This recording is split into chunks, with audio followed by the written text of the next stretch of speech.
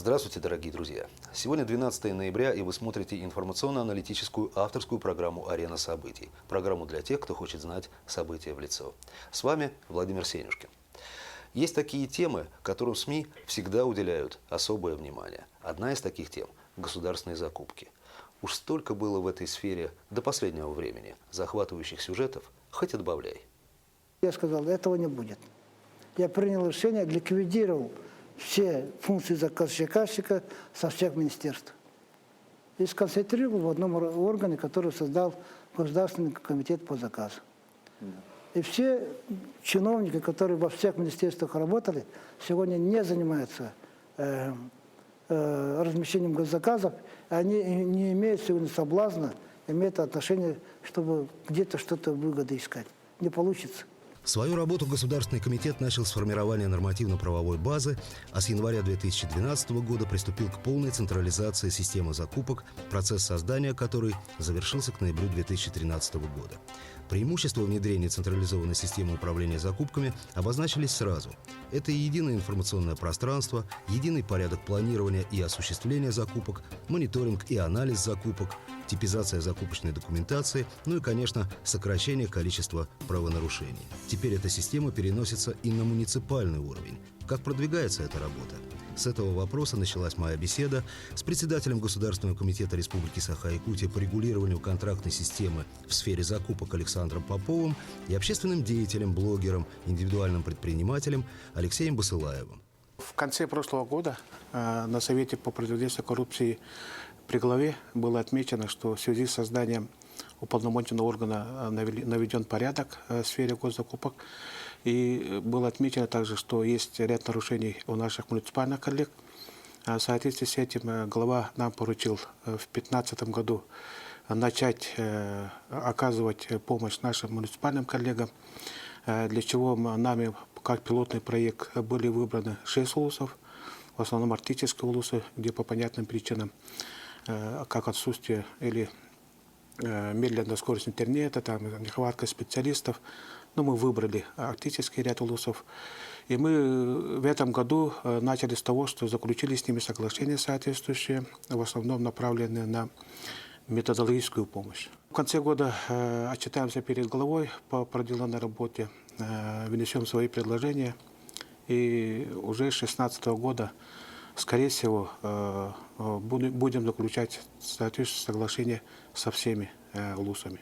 И к вам, наверное, Алексей, вопрос. И к вам, Александр Иванович. А как кризис влияет на выполнение государственных контрактов сейчас? Ведь доллар подорожал, и не всегда подрядчик может исполнить свои обязательства. В начале года, по-моему, были ряд случаев, когда хотели пересматривать условия контракта в части именно тех, по тем причинам, которые вы указали, это удорожание, допустим, компьютерной техники, которые поставщики были.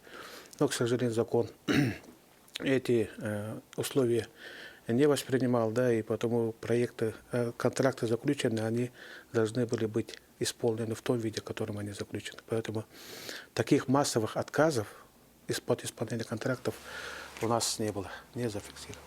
Алексей, наверное, к вам вопрос. А попадались ли вам такие, ну, скажем, истории о недобросовестных исполнителях, которые опускали на аукционе сумму контракта до минимальной планки, до минимального значения, получали деньги, а потом исчезали?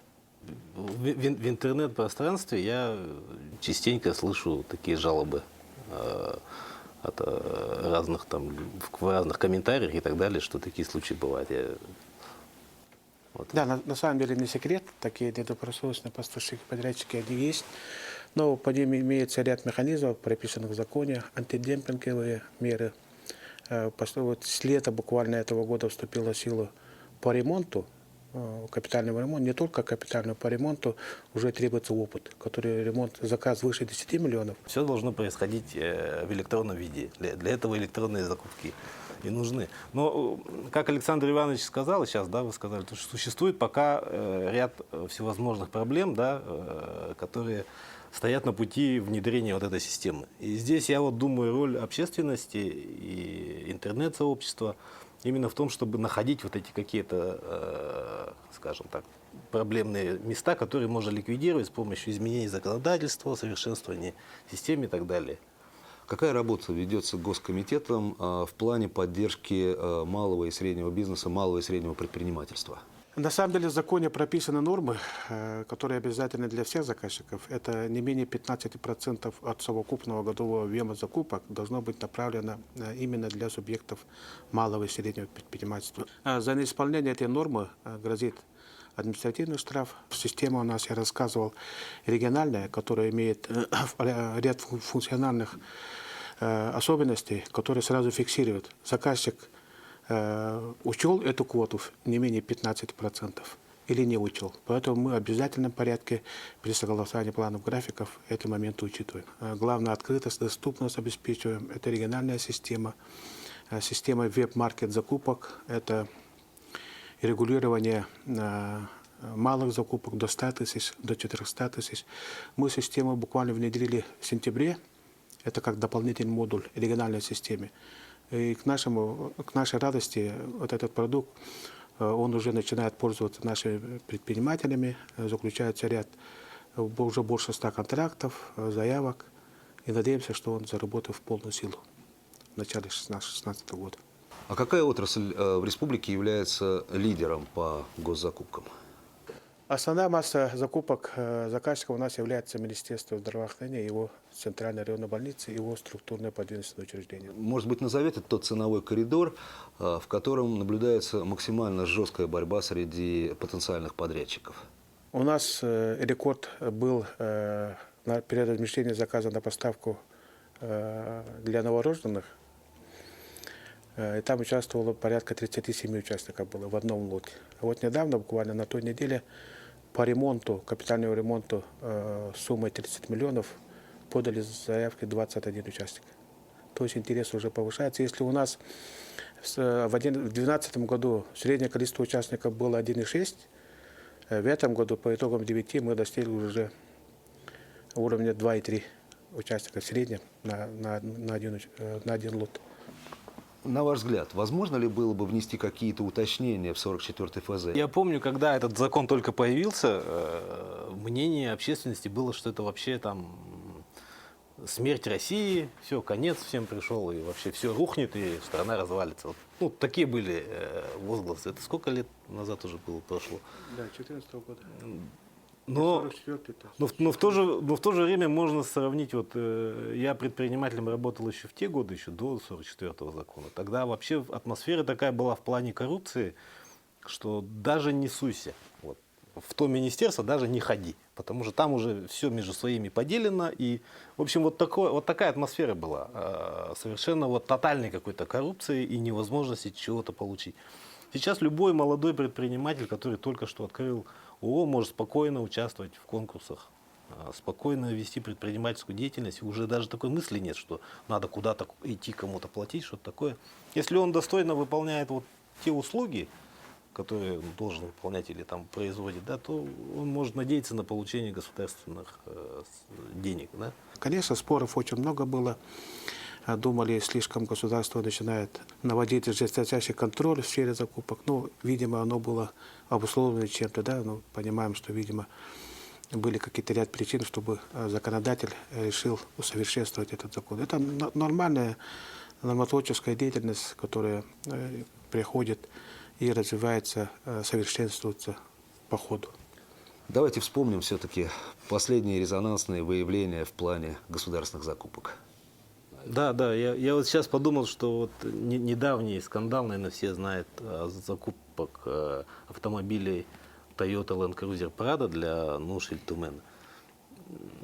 Я очень как-то негативно относился вот ко всему этому. А сейчас я подумал, что хорошо, что эта история привлекла внимание вот к проблеме госзакупок. И к тому, чтобы сделать госзакупки прозрачными, для того, чтобы вот таких историй не возникало. И хорошо, что, в принципе, вообще появилась возможность знать, что где кто покупает. Раньше такой возможности не было. Что там, где там закупалось. Я бы лучше бы привлекал внимание к тем закупкам, которые закупили, например, больше там материалов, чем их необходимо там, для чего-то. Да? И в результате бюджет может потерять гораздо больше там, просто воздух. деньги. Да? Вот такое может произойти. Вот таких историй почему-то я не слышу. Если что касается так называемых резонансных закупок, на самом деле полностью пресс-служба Илтумена дала свою оценку в интернете, везде, в СМИ было опубликовано. Я не буду на этом останавливаться, просто скажу, что когда такой же вопрос задали главе Егору Афанасьевичу, он четко сказал, что он будет устанавливать нормы, в соответствии с которым то или иное ведомство будет закупать либо для руководителей, для специалистов. Это не только автомобили, это мебель, компьютерная техника. Поэтому вот во исполнении поручения Егора Афанасьевича мы уже запустили проект постановления правительства о порядке определения правил приобретения, размещения, приобретения именно в части автомобилей, мебели и пока компьютера.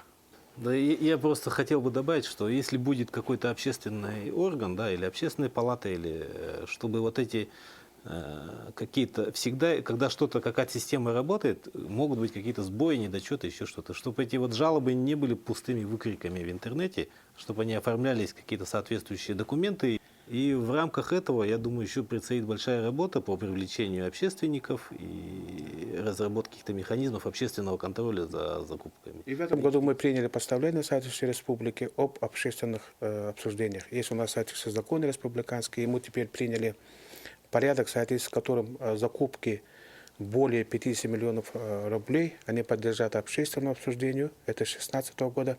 А по инвестиционной составляющей закупки свыше 250 миллионов и до 1 миллиарда рублей, они в обязательном порядке будут проходить общественные слушания. Полтора века назад Салтыков-Щедрин писал: «Если я усну и проснусь через 100 лет, и меня спросят, что сейчас происходит в России, я отвечу: пьют и воруют». Прошло не 100, а 150 лет.